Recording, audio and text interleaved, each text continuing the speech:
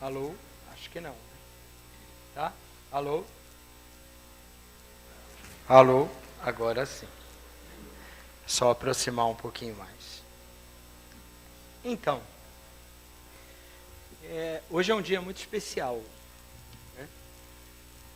Porque é o dia que a gente vai conversar um pouquinho aqui com todos, especialmente com aqueles que trabalham aqui na casa, como médiuns da casa, como trabalhadores da cura, sobre o trabalho da cura na casa espírita. E como que esse trabalho, agora eu acho que melhorou. Melhorou? E como que esse trabalho pode ser avaliado por cada um de nós, demonstrando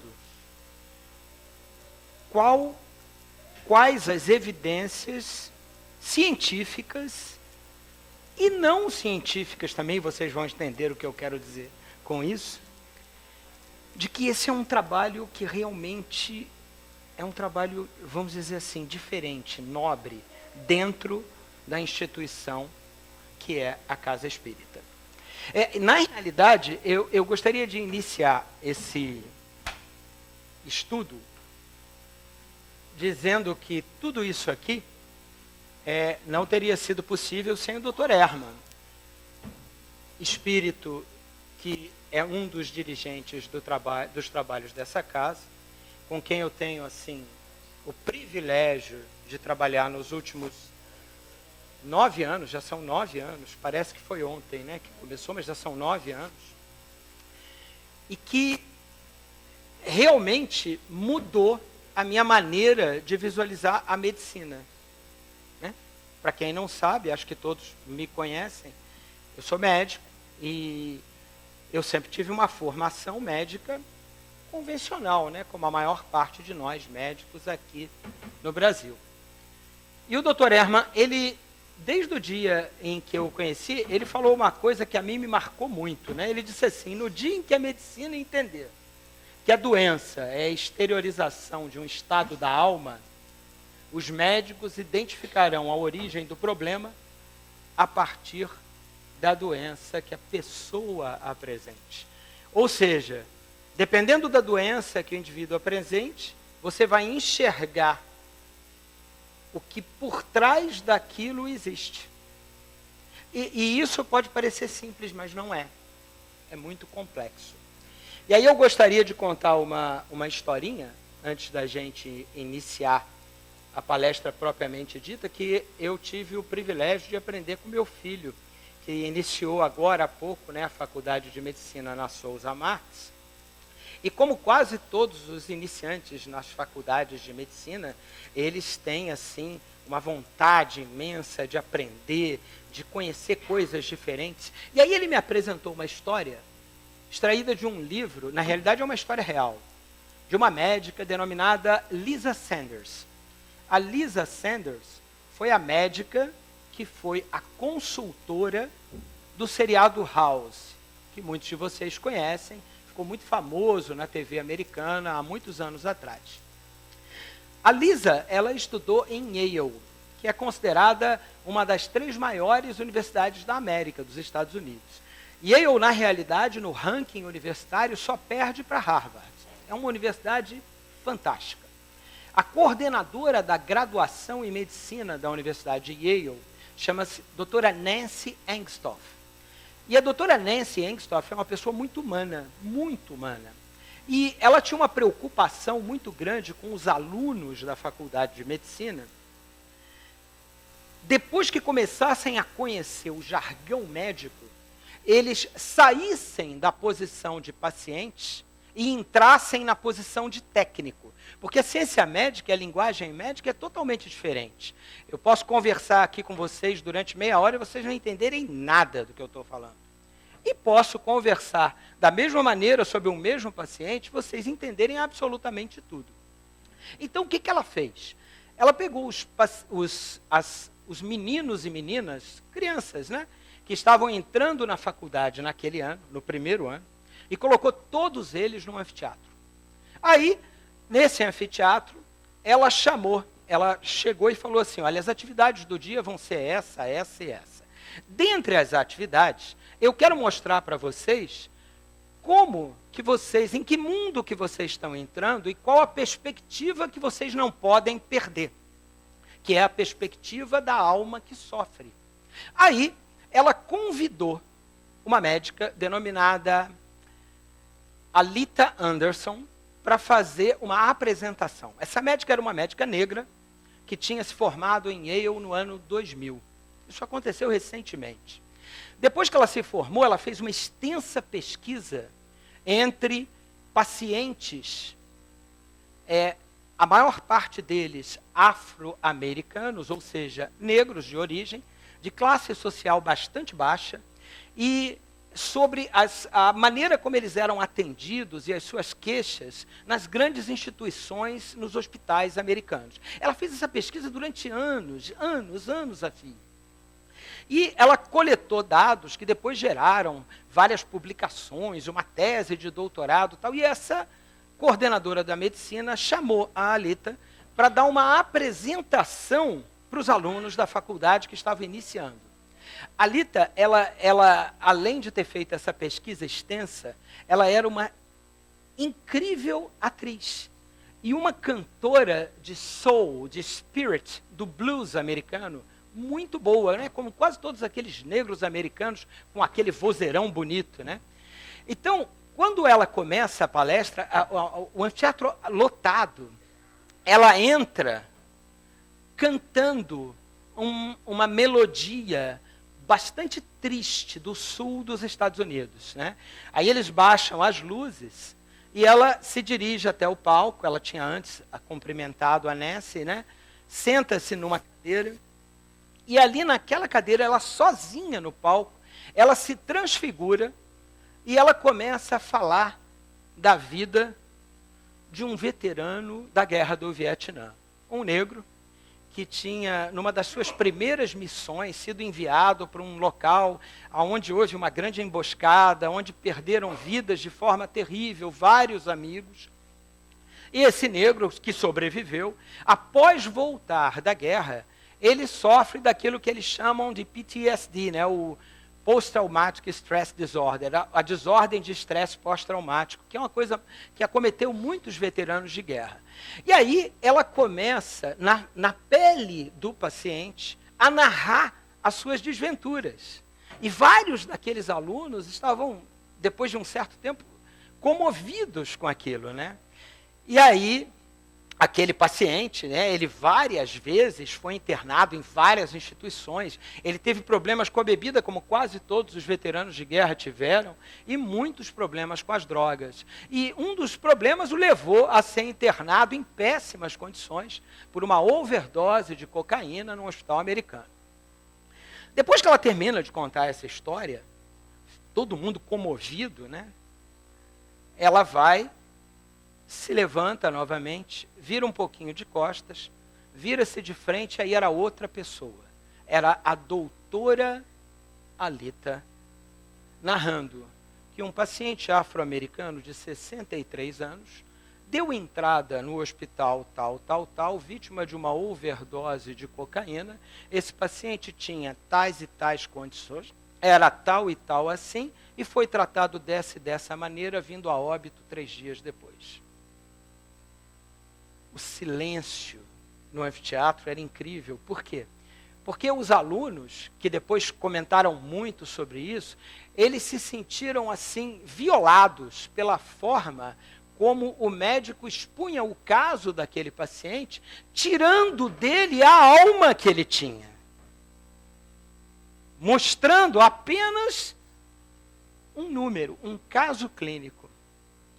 Então, a doutora Nancy volta ao palco e ela diz o seguinte: vocês vão entrar numa jornada que vai fazer com que muitos de vocês se tornem médicos. E vocês vão passar a conhecer uma linguagem, um jargão, que é incompreensível para as pessoas leigas. Vocês nunca podem perder de perspectiva o lado daquele que sofre, do paciente. Porque se vocês perderem isso, que espécie de médicos vocês serão? Qual a compaixão que vocês vão ter? E isso tem absolutamente tudo a ver com o trabalho que nós veremos hoje, que é o trabalho da cura na casa espírita. Então, nós vamos percorrer vários passos desse trabalho. O que é o trabalho, o que são os passes espíritas, como se processa o trabalho da cura, as indicações, as evidências científicas, como que o Brasil se posiciona diante dessas práticas, como que elas são vistas pelo governo brasileiro, qual o papel dos médiuns no trabalho da cura e o dos pacientes. Eles têm algum papel? Qual o papel dos pacientes? Como proceder após o tratamento? E algumas conclusões que a gente vai deixar aí em aberto para todos vocês. O trabalho da cura na casa espírita, ele pode ser definido como aquele que, mediante a aplicação dos passes de cura, se busca a melhora física, mental e espiritual do assistido. Ele é feito sob a direção dos mentores espirituais da casa, com a ajuda de médiuns, indivíduos especificamente treinados para isso. Fazem cursos, estudam, se aprofundam, enfim. Não dá para chegar na casa espírita e dizer assim, quero ser médium, tá? Não, não é assim. Você tem que estudar para poder fazer. E o passe é a transmissão voluntária e deliberada de fluidos benéficos de uma pessoa para outra, através de um movimento harmonioso e rítmico das mãos. Essa é a definição do altivo para o passe. Não é minha, eu tirei do livro Técnica de Passes, que foi escrito pelo Altivo em conjunto com o Dalla Rosa, lá do CELD de Bento Ribeiro, né? Mas Emmanuel, ele nos diz um pouco mais, né? Ele diz o seguinte, que nós devemos estender os braços e aplicar o passe como se doássemos pedaços do nosso próprio coração. Então isso é muito importante, porque já chama a atenção da gente para a importância da doação no tratamento médico espiritual. Allan Kardec, na Gênese, ele denomina a seção magnética durante a aplicação dos passes como magnetismo misto, semi-espiritual ou humano-espiritual. Também pode ser chamado passe espírita, que é como ele é conhecido no exterior, e até em várias instituições aqui no Brasil. Ou passe espiritual indireto. É o que se realiza comumente no centro espírita.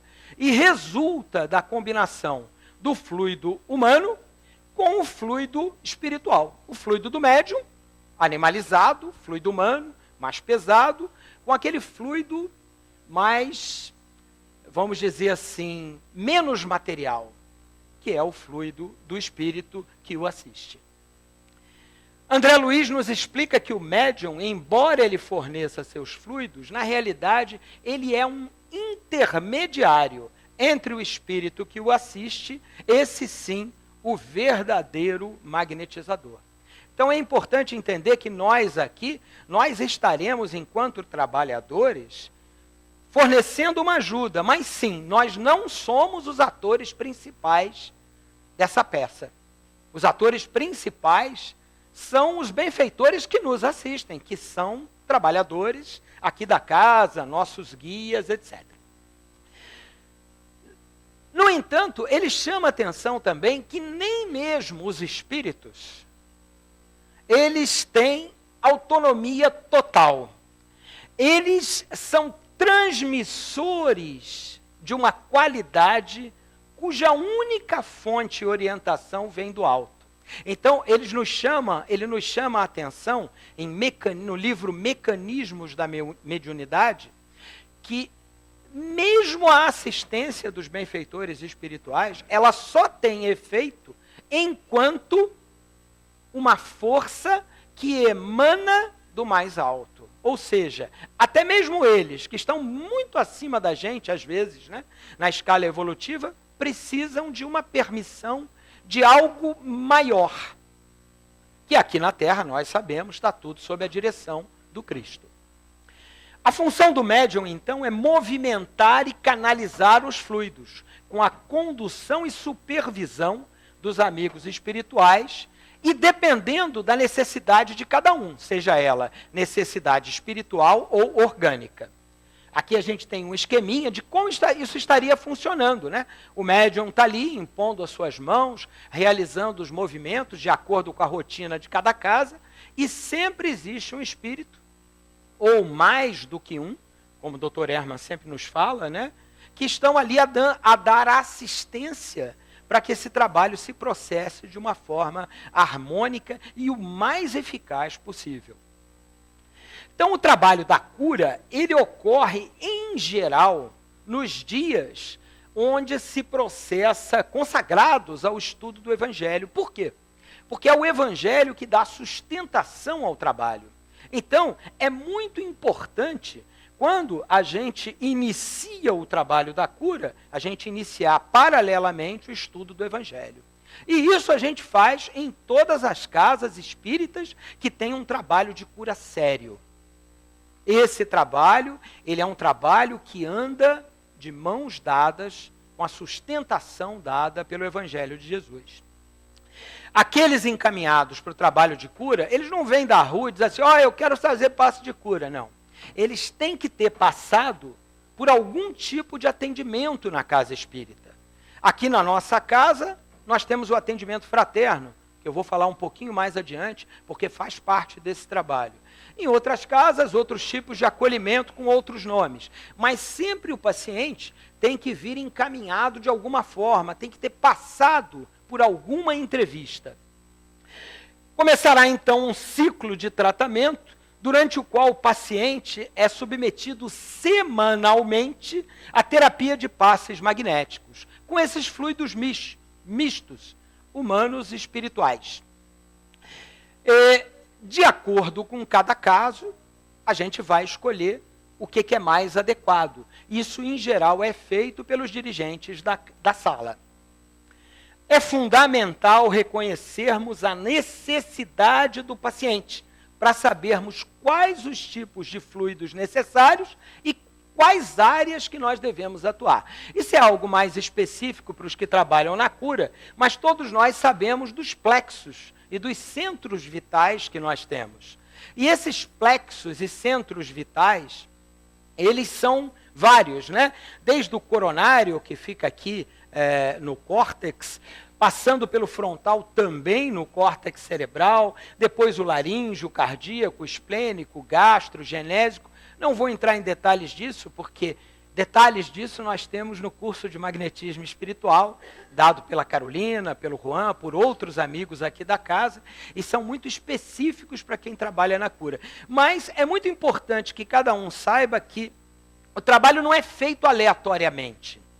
Dependendo da queixa, o dirigente já se conecta com o seu guia, com o espírito que o orienta, e ele já sabe aonde que ele tem que pedir para o passista atuar e de que modo ele vai fazer o passe naquele caso especificamente.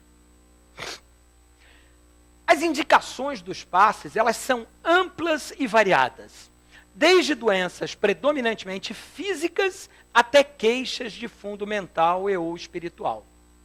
Só que dificilmente o problema é só físico. Eu diria que 90% tranquilamente daqueles que procuram a nossa casa, por exemplo, tem um problema que vai muito além do físico.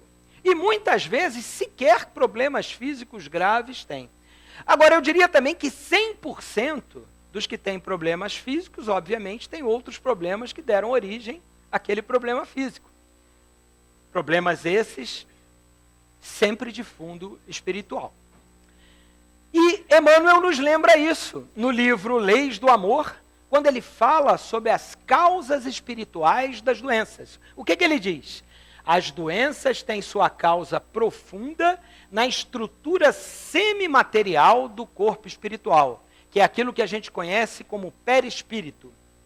Havendo o espírito agido erradamente, ele vinca o corpo espiritual com desequilíbrios e distonias que o predispõem à instalação de determinadas enfermidades. Ele agiu erradamente na área que concerne ao coração, à razão, ao sistema gástrico. Ele vai vincar o seu corpo espiritual com desarmonias naqueles centros. Aquilo, para que seja expulso do corpo espiritual, vai ter que passar pelo corpo físico. E como que passa pelo corpo físico? Através da doença. Doenças cardíacas, gástricas, pulmonares, AVC, neurológicas, né? Mas principalmente a depressão, a angústia, o estresse, são algumas das queixas que nós recebemos aqui no dia a dia, nos trabalhos da cura. Agora, a gente não recebe só nos trabalhos da cura no dia a dia, a gente recebe nos consultórios médicos, nos consultórios psicológicos, nos consultórios dos psiquiatras, até mesmo nos dentistas, nos fisioterapeutas, eles estão recebendo direto pacientes que vêm com queixas físicas, mas cujas queixas maiores vão muito além do físico. Só que assim, a gente demorou tanto a perceber isso, né? E percebendo isso, muda a forma como a gente visualiza, como a gente enxerga esses pacientes. E existem evidências científicas de que o passe funciona? Olha, eu fico muito feliz em mostrar para vocês que existem sim. E fico mais feliz ainda em mostrar que 2 dos estudos publicados de maior impacto no mundo foram realizados no Brasil. Um, pela equipe do Giancarlo Lucchetti, denominado Efeito do Passe Espírita no Crescimento de Culturas Bacterianas. Giancarlo, que nós tivemos a oportunidade de conhecer, tanto ele quanto a esposa, ele é médico da Santa Casa de Misericórdia de São Paulo, que é uma das maiores instituições da cidade de São Paulo, consequentemente do país, né? E lá ele também faz parte da Federação Espírita do Estado de São Paulo e da AME Brasil, obviamente. E ele, desde o início, ele se dedicou, a linha de pesquisa dele foi a linha da doutrina espírita.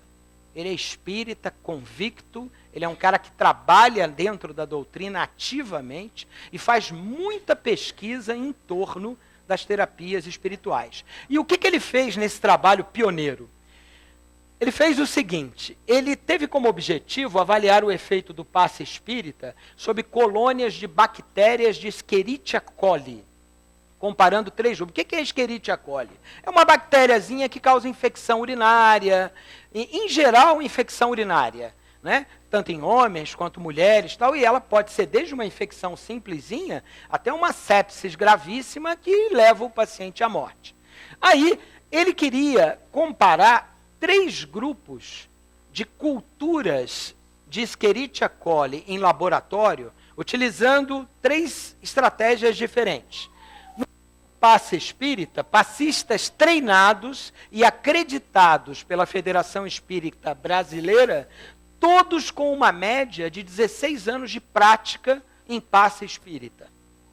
No grupo LOH, Lay on Hand, ou seja, o cara que ia fazer uma simulação do passe, seriam indivíduos sem nenhuma experiência ou treino em qualquer tipo de terapia de imposição de mãos.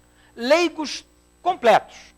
Sem nenhum tipo de crença espírita, religiosa, sem saber fazer reiki, por exemplo, que é uma terapia também de imposição de mãos. E no terceiro grupo, o grupo controle, era um grupo no qual as culturas eram deixadas para crescer naturalmente, ou seja, não havia intervenção. O que ele queria? Ele queria comparar o efeito do passe espírita nesses 3 grupos, se alterava ou não o crescimento das colônias das bactérias. Então, os tubos com culturas de bactérias eram sorteados, aleatoriamente distribuídos entre os grupos. E depois do passe, o crescimento era medido 48 horas e 1 semana após o passe.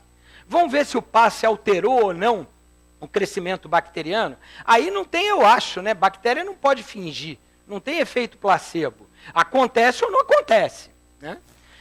Então, os participantes, eles não eram, eles também eram avaliados por questionários individuais que mediam o seu grau de bem-estar físico, espiritual, paz interior e sensação de felicidade. Ou seja, os participantes dos dois grupos, o grupo passe espírita e o grupo não espírita, eles também eram comparados, além do efeito que eles tinham sobre as bactérias. E quais foram os resultados? Após 48 horas, houve uma queda significativa no crescimento bacteriano no grupo passe espírita em relação aos outros dois grupos. Quando eu coloco ali P igual a 0,001, é uma medida estatística. Quando o valor de P, uma constante, é maior do que 0,05, o estudo não é considerado estatisticamente significativo.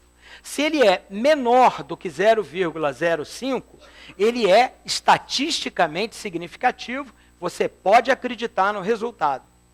Esse aí foi 0,001, ou seja, centenas de vezes menor do que 0,005, que é o valor de corte para significância estatística.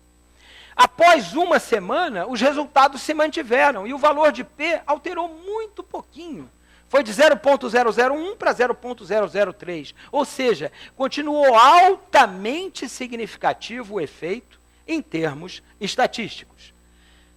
Também houve uma diferença importante no grupo de passistas em relação a não passistas. Ou seja, os passistas, eles tinham uma sensação de bem-estar, uma sensação de um nível de qualidade de vida significativamente superior aos não passistas.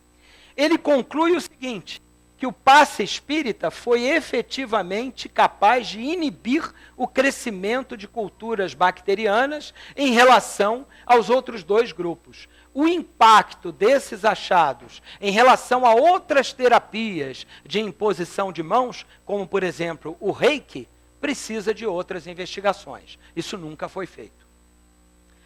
Esse trabalho foi marcante. Ele foi publicado em 2013, numa revista médica chamada Complementary Therapies in Medicine, ou seja, terapias complementares na medicina, que é uma revista indexada, uma revista respeitadíssima, com alto grau de impacto dentro das terapias complementares. E esse foi o trabalho que inspirou o pessoal da Universidade Estadual Paulista, em Botucatu, no interior de São Paulo, a produzir um trabalho esse já com pessoas, com seres humanos, que se denominou Efeito da Terapia Energética Passe Espírita na Redução da Ansiedade em Voluntários. Um ensaio clínico randomizado. O que quer dizer um ensaio clínico randomizado? Significa o seguinte, que você vai pegar um grupo de pacientes que vão chegar e por sorteio você vai dizer, esse vai receber o passe espírita, esse vai receber só uma imposição de mãos falsa. Esse vai para o passe espírita, esse para o passe espírita, esse, uma imposição de mãos. E esse sorteio, ele é feito por computador. Ele é aleatório. Você não tem controle sobre ele. Com isso, o que você produz? Você produz dois grupos similares. Esses grupos não têm diferenças entre si. Então, essa é uma forma científica de tornar dois grupos semelhantes. E aí o que ele fez? Ele fez o seguinte, ele queria avaliar a eficácia do passe na redução de sintomas de ansiedade. Mas ansiedade, como é que a gente mede a ansiedade? A Carolina é mais ansiosa do que eu? Não sei, será? A gente mede a ansiedade por um questionário chamado Inventário de Ansiedade-Estado.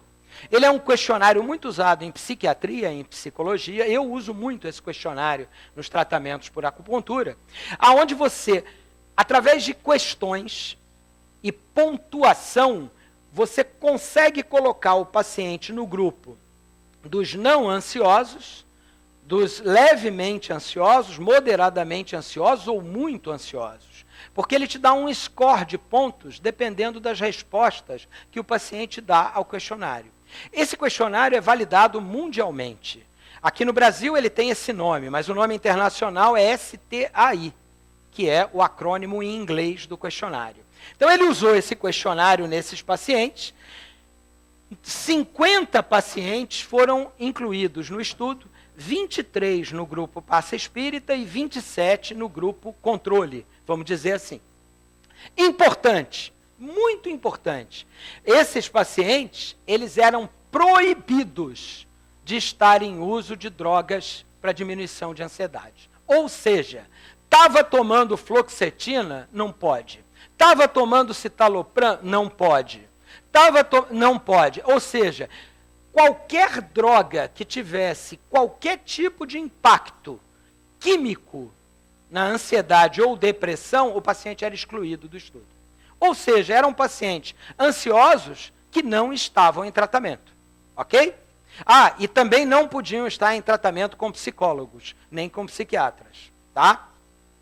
Pois bem, o fluxograma desse estudo mostra que, inicialmente, 97 pacientes foram recrutados.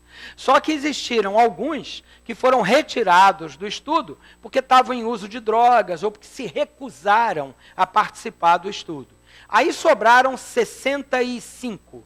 Desses 65, eles perderam o segmento em 15 pacientes. 7 no grupo Passe Espírita, 8 no grupo controle. E aí sobrou aquilo que eu falei para vocês. 27 completaram no grupo controle e 23 completaram o segmento, que era um segmento de 8 semanas, 2 meses, tá? No grupo Passe Espírita. E quais os resultados desse estudo? Os resultados foram... Antes dos resultados, qual a metodologia? O paciente, ele respondia ao questionário antes do início do estudo, 4 semanas após o estudo, ou seja, depois de 4 passes, e depois de 8 passes, 8 semanas após o estudo. O passe, ele era ministrado por 2 médiuns treinados numa casa espírita em São Paulo, filiada à Federação Espírita do Estado de São Paulo.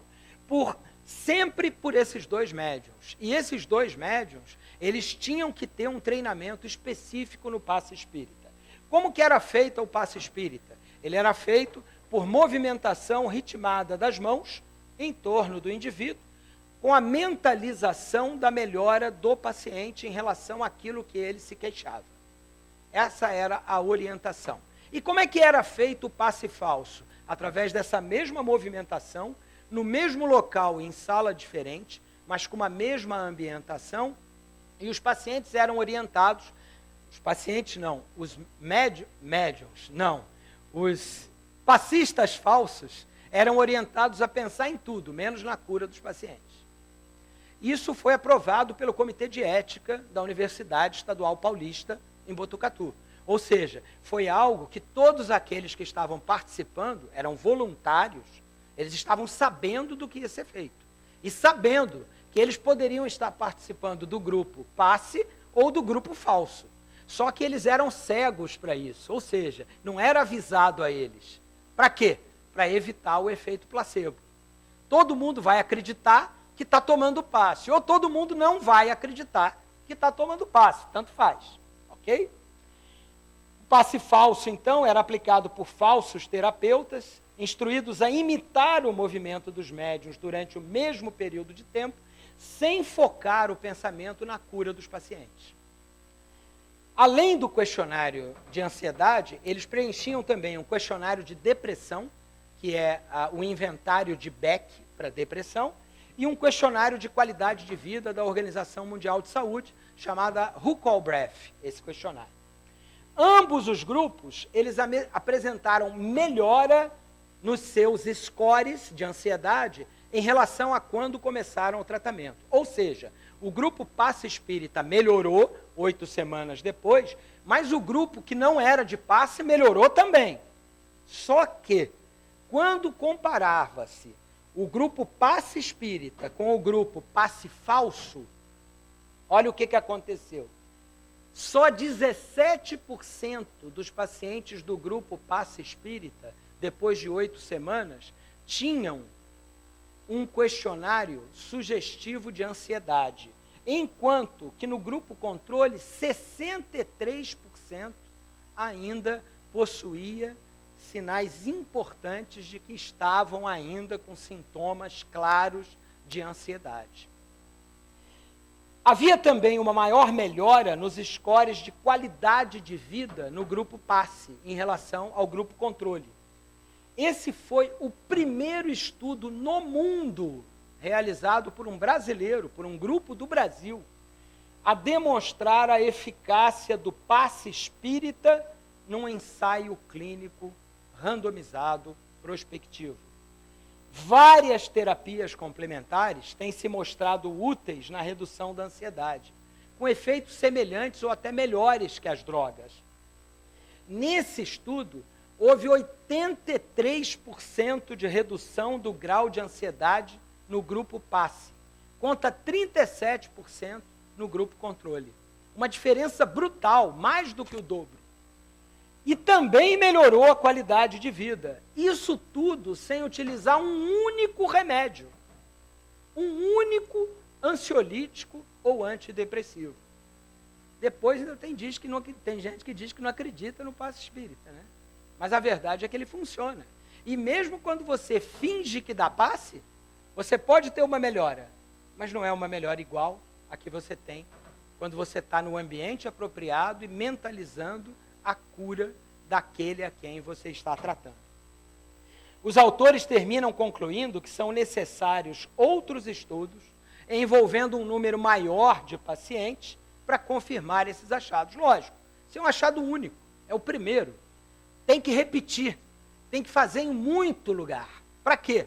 Para confirmar que isso realmente vai se repetir em outros locais. Como é que o Brasil se comporta em relação a isso? O que o governo brasileiro diz dessas terapias, conhecidas como terapias complementares, ou alguns chamam de alternativas, que é um nome que eu não gosto. Existe uma política chamada Política Nacional de Práticas Integrativas e Complementares, que foi implantada já há muitos anos, mais de 12 anos, no Sistema Único de Saúde, e que contempla sistemas de saúde assim bem complexos, os quais também são denominados pela Organização Mundial de Saúde como terapias complementares e alternativas. Aqui no Brasil, esses sistemas, eles se baseiam na escolha, na escuta acolhedora, no desenvolvimento no vínculo terapêutico, na integração do ser humano com o meio ambiente e sociedade. Ou seja, a gente deixa de ficar olhando apenas a doença para focar num processo saúde-doença, ou seja, na promoção global do cuidado humano. Essa é a ideia da estratégia de saúde da família no Brasil. Essa é a ideia da atenção básica à saúde no Brasil. O Brasil tem o melhor sistema de saúde do mundo na teoria. Na prática, não. Eu sei muito bem que não. Mas na teoria, em termos de como foi elaborado, como foi escrito, é um exemplo para vários países. O problema é que apenas agora é que a gente está começando a tentar implantar algumas coisas diferentes nos diversos municípios e estados do nosso país. Em 2018 foi,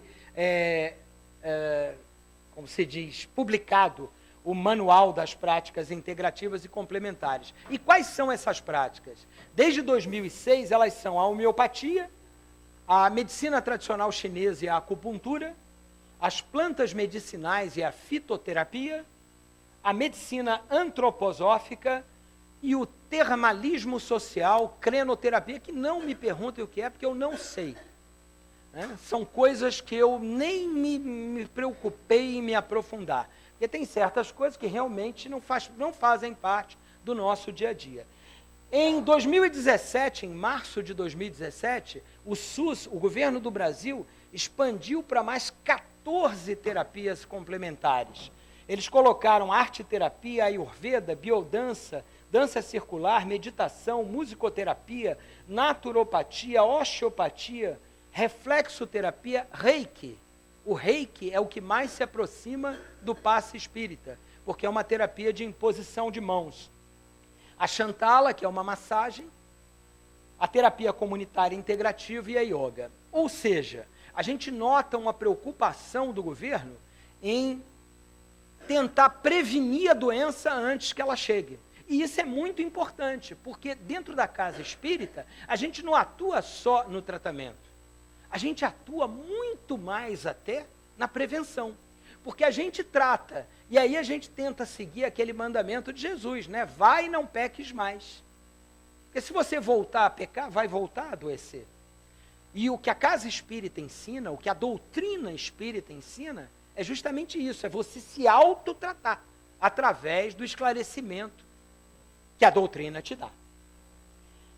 Nós temos já 8.200 unidades básicas de saúde oferecendo algumas dessas PICs em 3.018 municípios, sendo que 100% das capitais já oferecem isso. Mais de 9.000 estabelecimentos de saúde oferecem também as PICs. Elas podem ser ofertadas em todos os âmbitos da atenção em saúde, mas o governo estimula que isso seja feito na atenção básica. Infelizmente, o município de Cabo Frio é muito fraco nessa parte ainda. Né? Tomara a Deus que isso modifique agora e com o tempo. Né? Mas o município de Niterói, por exemplo, é extremamente forte nessa parte das terapias integrativas e complementares, e isso ajuda demais os pacientes que estão se tratando nas instituições de SUS do município de Niterói. Inclusive, a Universidade Federal Fluminense, agora há pouco, né, estabeleceu como parte de sua grade curricular uma disciplina optativa ou eletiva, como eles chamam na universidade, que é a disciplina de medicina espiritual. Agora ela faz parte da grade curricular da Universidade Federal Fluminense. Isso é muito importante, muito importante. E o responsável por ela é um urologista, o professor José Genilson Ribeiro, né? que é espírita. Dessa forma, nota-se ao longo do tempo uma tendência dos governos em estimular estratégias que buscam alternativas inovadoras e socialmente combativas.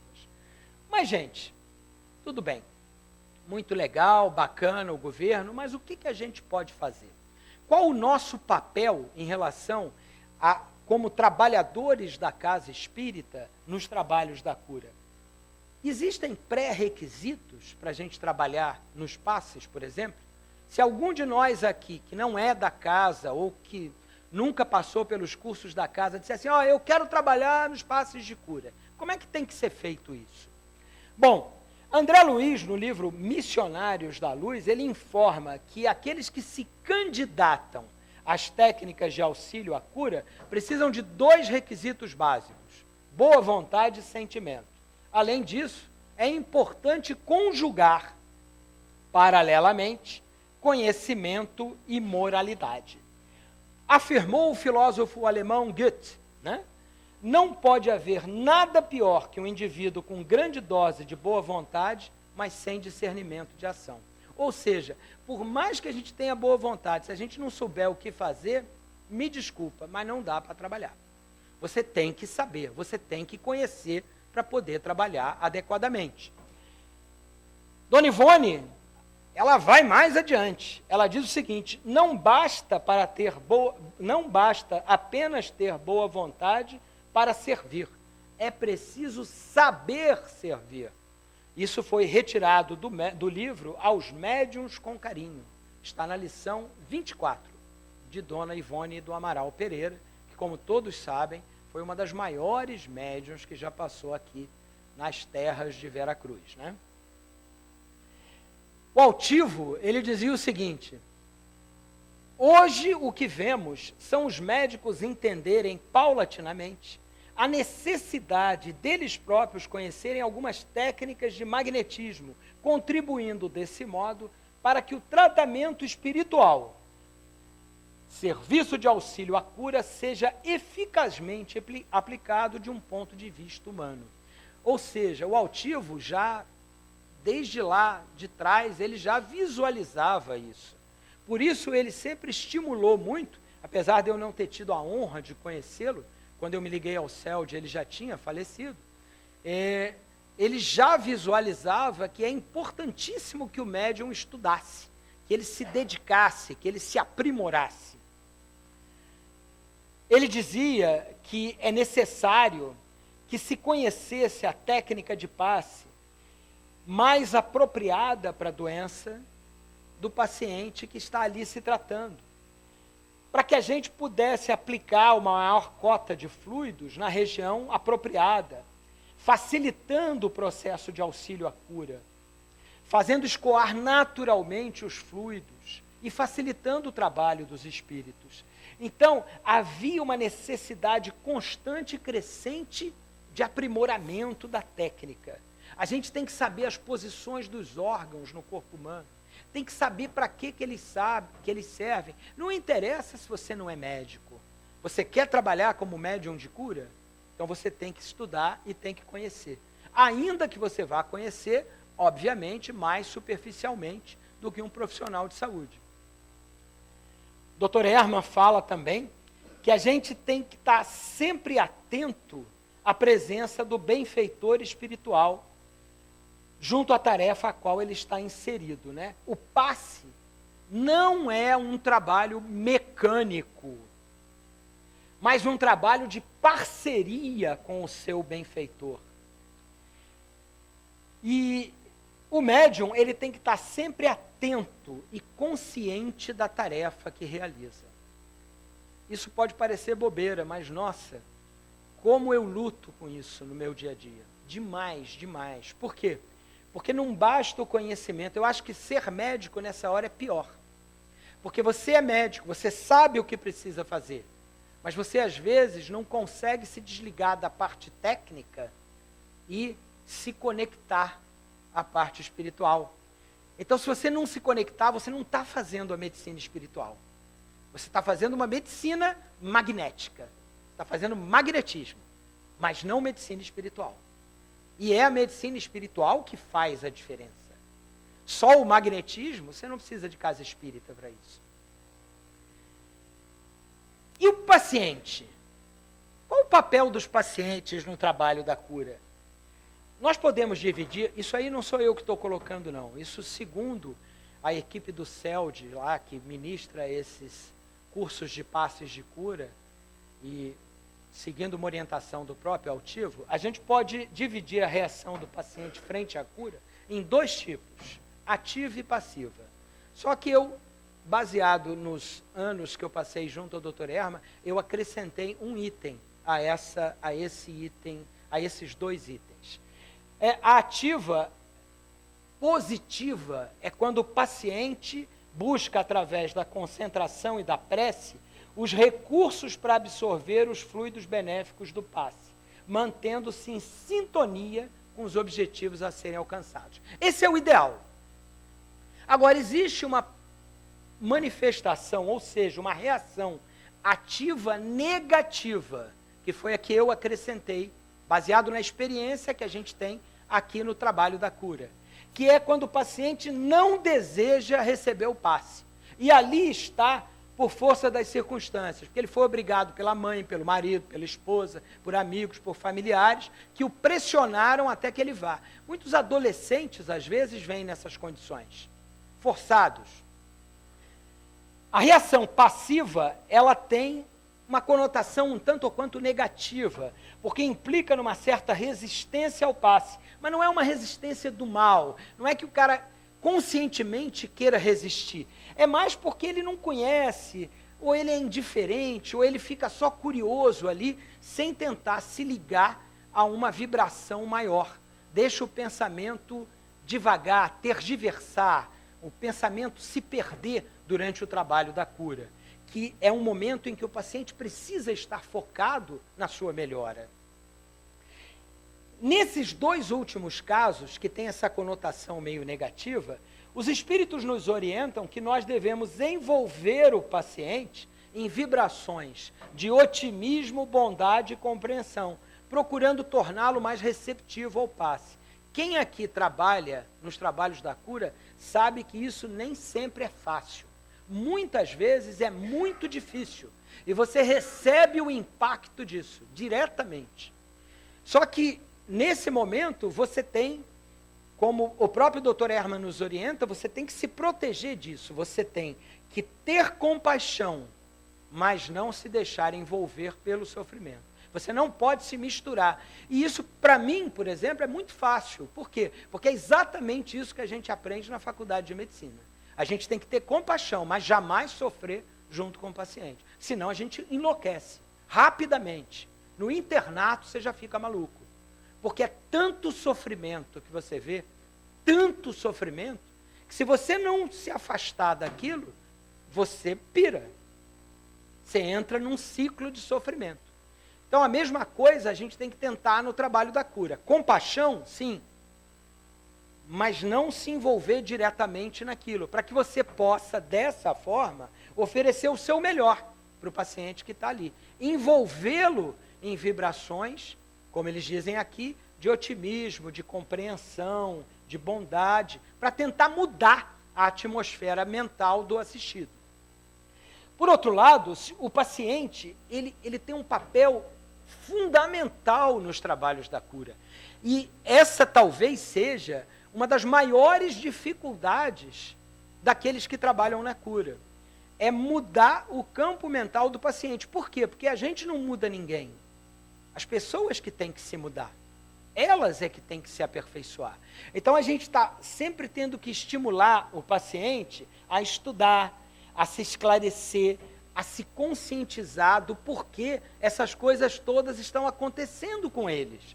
Porque se eles não mudarem, se não houver aquela história do vá e não peques mais, que tem uma conotação muito mais ampla do que pecar por pecar, né? Pecar pode ser muita coisa, desde um ato incorreto até um pensamento impuro. Se ele não fizer isso, ele vai voltar a adoecer. Ele não vai melhorar. E isso vale não para ele, vale para todos nós. Por isso que, quando me perguntam lá em casa, por que eu dificilmente falto a um trabalho de cura, por que eu nunca deixo de vir, que para eu vir eu tenho que estar assim, nas últimas mesmo, é porque, na realidade, quando eu saio daqui, eu me sinto bem, muito melhor do que qualquer paciente, creio eu, que eu tenha ajudado a tratar. Esse trabalho, ele lava a alma da gente, mais até do que o trabalho médico convencional. Porque no trabalho médico convencional eu estou ganhando para isso. É a minha profissão. É isso que eu faço para viver. Aqui não. Aqui é doação. Aqui eu venho porque eu quero. Só que aqui eu ganho muito mais do que eu ganho em dinheiro. Porque eu ganho em paz interior, eu ganho em tranquilidade. Eu me imunizo um pouco, e vocês vão ver logo a seguir, contra o adoecer. Isso é uma coisa impressionante, que eu mesmo, eu não acreditava.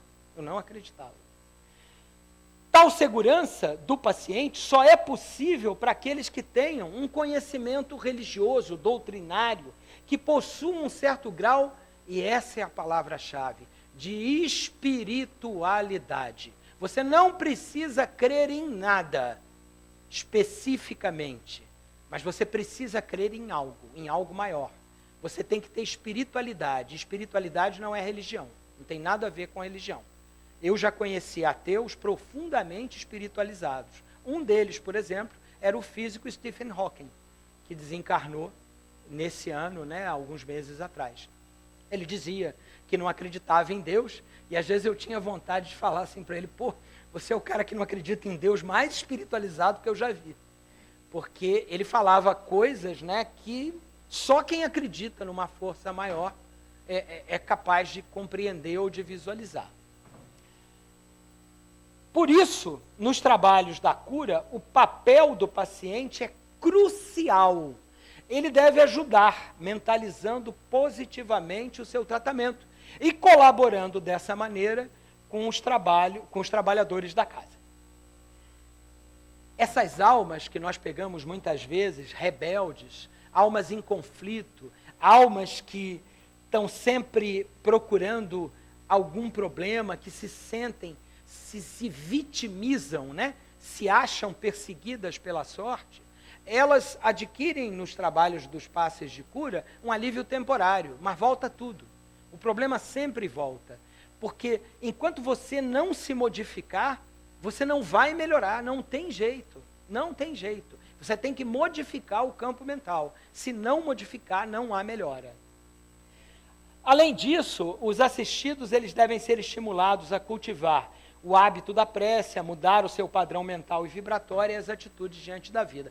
Aqui, eu tenho um professor, tinha um professor, que ele dizia o seguinte: no papel vale tudo. Tudo vale no papel. No slide vale tudo, é moleza, é fácil, né? É só mudar o campo mental, vai tentar mudar. É muito complicado. É um trabalho de sacrifício, é um trabalho que envolve estudo, disciplina, conscientização. É um trabalho que envolve anos e anos a fio de mudanças de comportamento.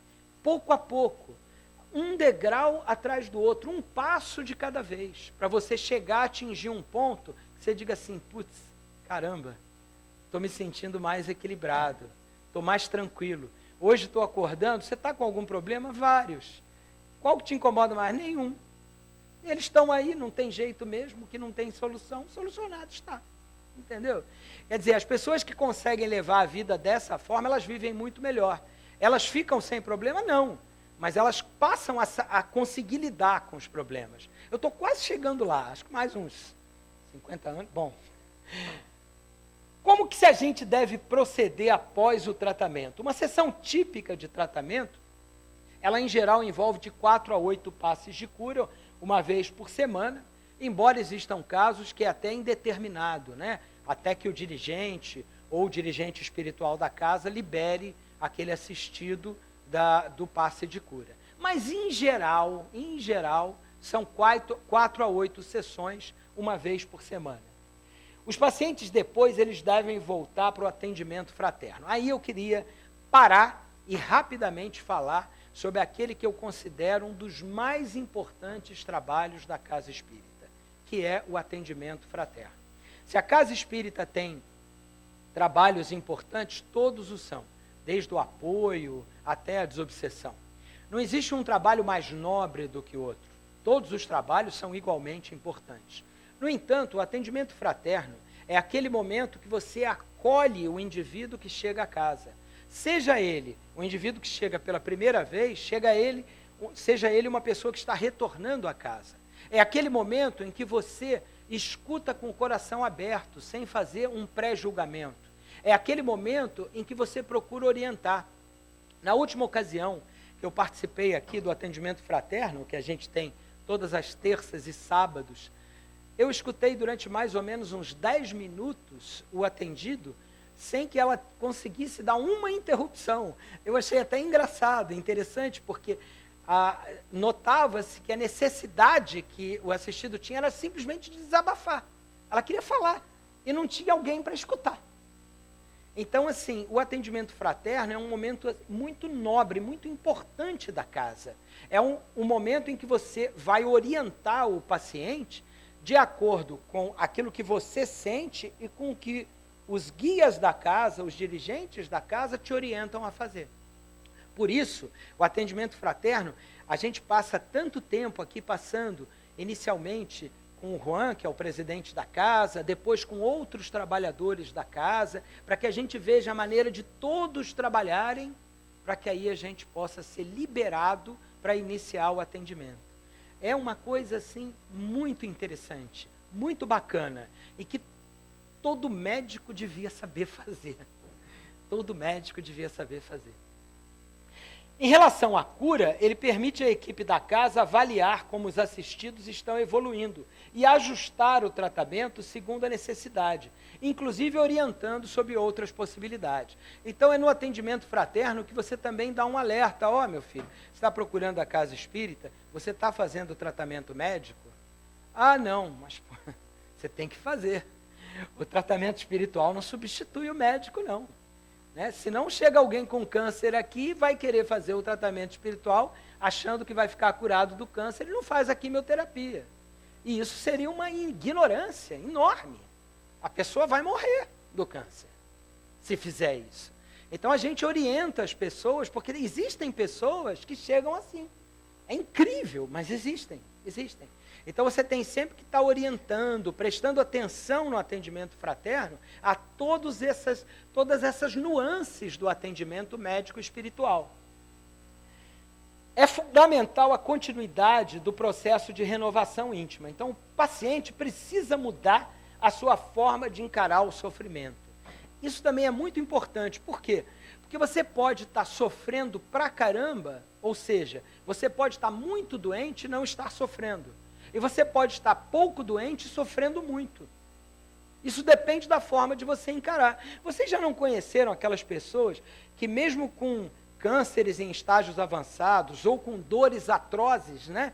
Que todo dia a pessoa tem dor, a pessoa é bem-humorada diante da vida, ela é feliz, ela está satisfeita.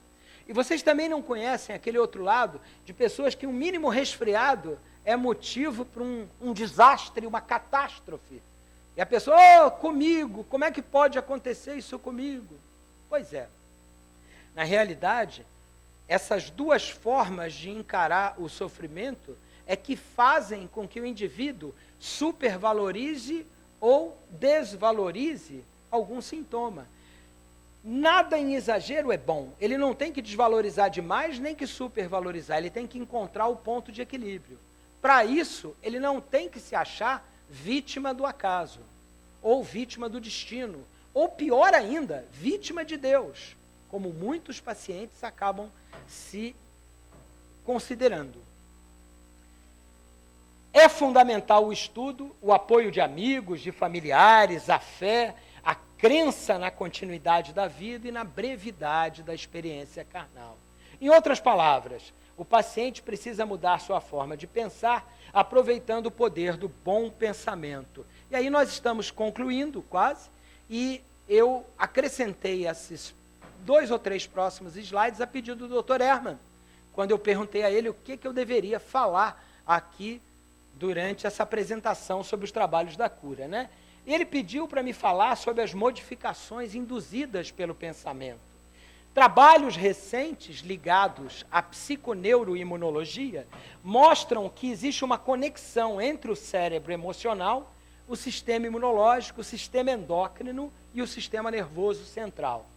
Todo mundo conhece a história das moléculas da emoção, que são os neuropeptídeos, né? Que o Dr. Herman fala tanto, que são produzidos pela força do pensamento da gente.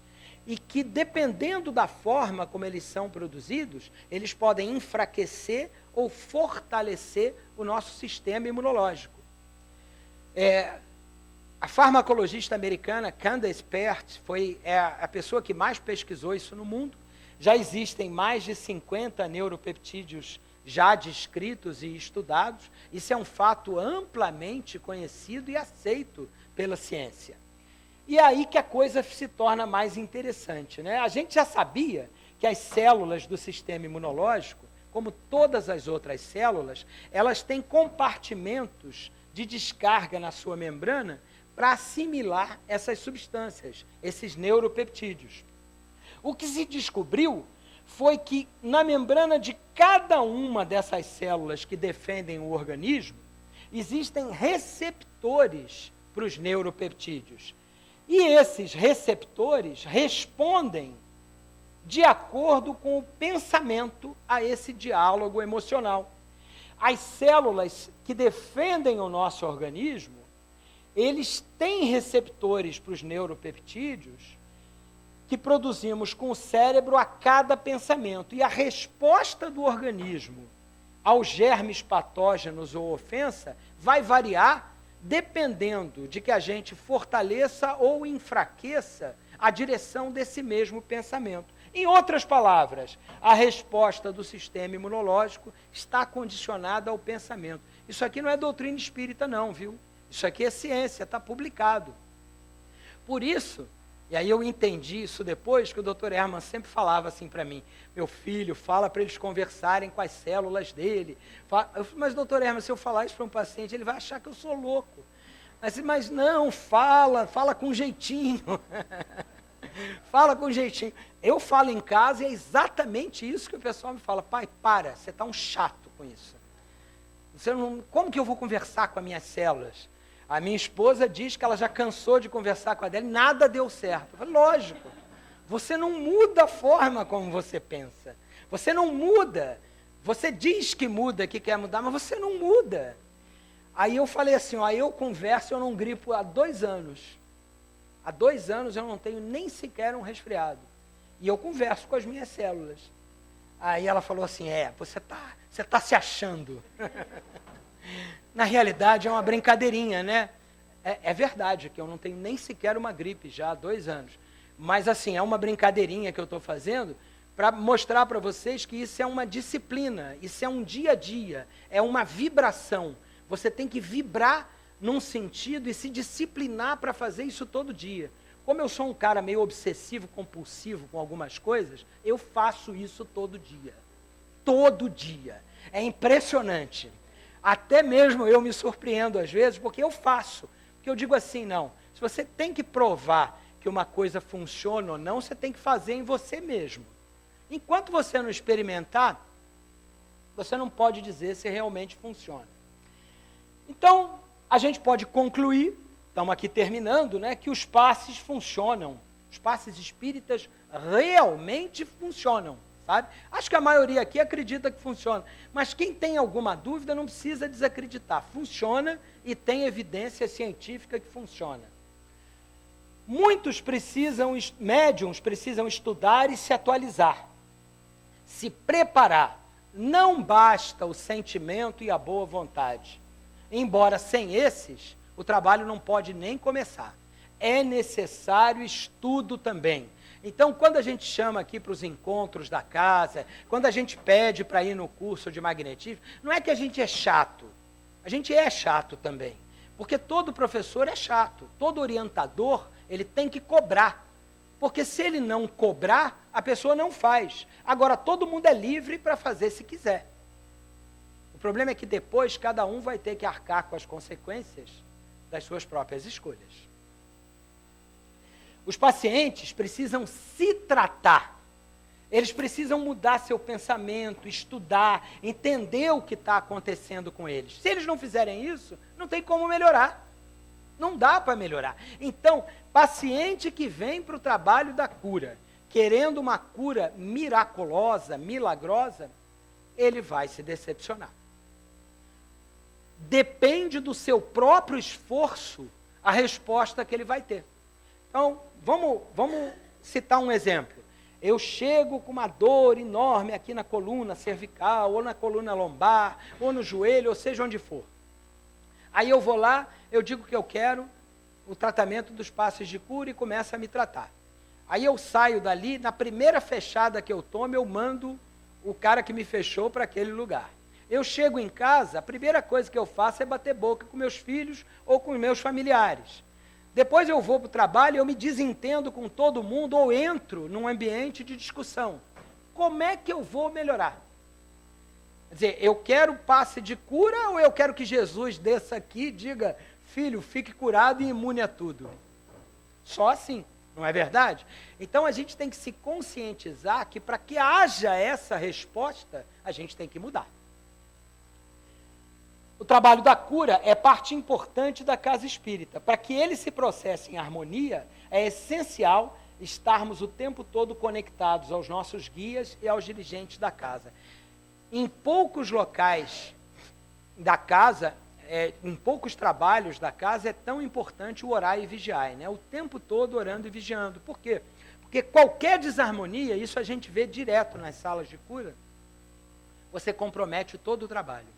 Compromete muito, muito.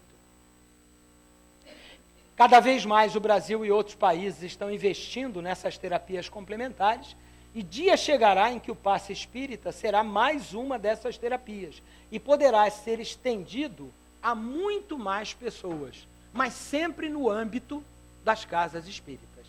Isso é importante frisar. Você não faz tratamento de passe espírita dentro da igreja, não é assim, né?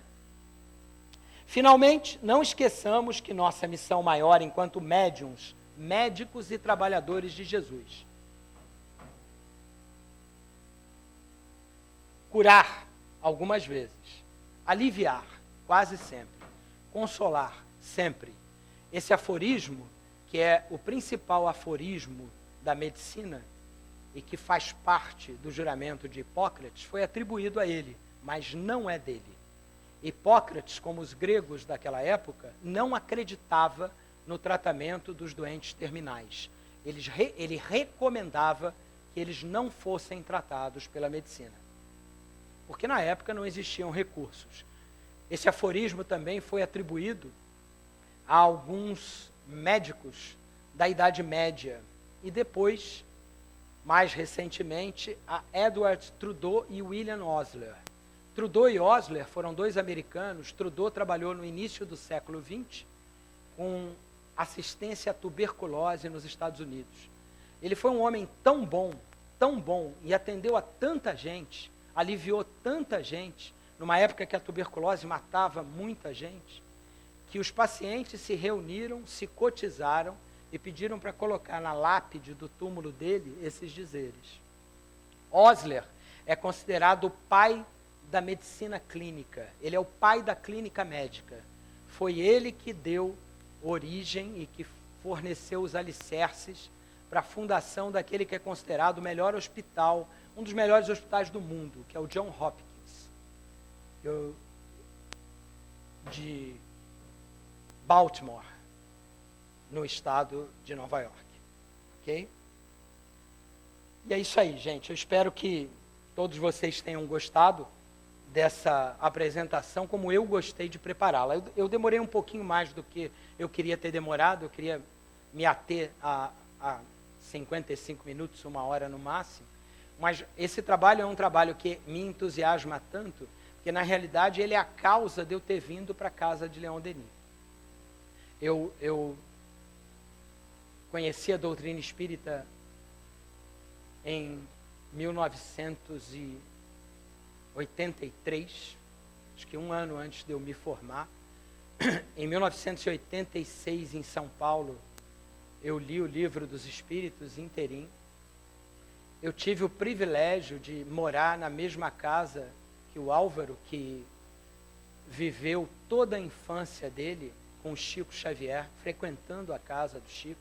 Então eu aprendi muito sobre doutrina espírita nessa época. Eu tive todas as oportunidades, conheci a Marlene Nobre em São Paulo nessa época. Conheci o Cair Barchutel lá em São Paulo, frequentei a Federação Espírita Brasileira, mas eu não me dediquei à doutrina nessa época. Existiam outras prioridades na minha vida. Quando eu voltei para o estado do Rio de Janeiro, há 22 anos atrás, que eu vim direto para Cabo Frio, aqui em Cabo Frio eu fui ao Trabalhadores de Jesus, que é o centro mais antigo, né, aqui da região, um centro pelo qual eu tenho grande carinho. Mas o trabalho da casa de Leon Denis é diferente. Essa casa espírita é especial. Ela não é nem melhor nem pior do que nenhuma, não. Mas ela é especial. Ela tem um trabalho que tem um foco no estudo e na assistência à saúde que a mim me fascina. Ela é totalmente diferente de qualquer coisa que eu tenha visto em qualquer centro espírita que eu já tenha ido. Tanto no Rio, quanto em São Paulo, quanto em Minas Gerais, quanto até mesmo em Uberaba. Então, eu queria agradecer, né, a todos, queria agradecer assim, aos companheiros de trabalho aqui da casa e dizer mais uma vez que essa apresentação, ela é dedicada de todo o coração ao Dr. Erma. Realmente eu dedico isso a ele, porque sem ele eu não teria conseguido fazer isso e não teria aprendido tanto quanto eu aprendi nesses últimos 9 anos. E, como diria o ministro da Educação de Portugal, existem várias maneiras de se dizer obrigado, né? E franceses, alemães e ingleses dizem thank you e dank. Franceses dizem merci, né? Estou à sua mercê. Mas aquela que mais tem impacto é o português. Obrigado. eu me sinto obrigado em relação a você. Eu me sinto em dívida, em débito, por aquilo que você fez por mim. Então, para ele, a única coisa que eu posso dizer, e aos dirigentes dessa casa, é muito obrigado.